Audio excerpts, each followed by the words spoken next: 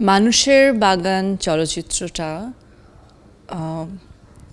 আমি বলবো যে আমার তো অনেকগুলো কাজই করেছি, সব কাজই প্রিয়, সব কাজই তো আসলে সন্তান হয়।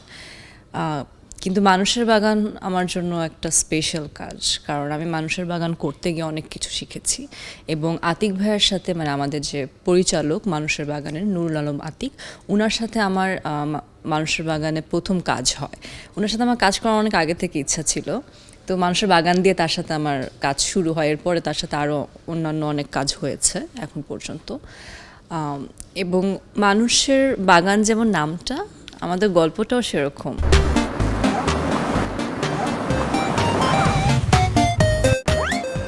অনেকগুলো মানুষের জীবন, অনেকগুলো চরিত্র আছে এখানে, অনেকগুলো গল্প মানে সাব স্টোরিজ আছে।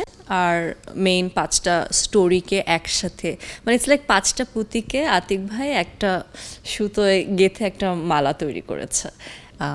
এবং আমার যে গল্পটা, এটা শহরের একটা মেয়ের গল্প, শহরের একটা কাপলের গল্প আমি বলবো। আসলে আমার সাথে মনোজ আছে, আমার পেয়ার, এবং খুবই পার্সোনাল ইমোশনস যেগুলাকে আসলে আমরা নিজেরাও নিজেদের কাছে স্বীকার করি না।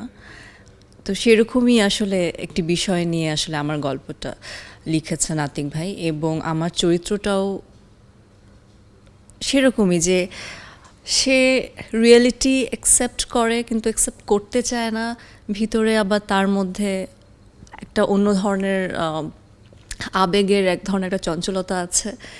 তো এটা আসলে না, মানুষের বাগানে শুধু আমার চরিত্র বা শুধু আমার গল্প না, প্রত্যেকটা, মানে আপনি যেই শিল্পীকে জিজ্ঞেস করবেন, আমরা সবাই আসলে এটাই বলবো, যেটা না দেখলে বোঝা যাবে না। এই সিনেমাটা আসলে দেখতে হবে বোঝার জন্য।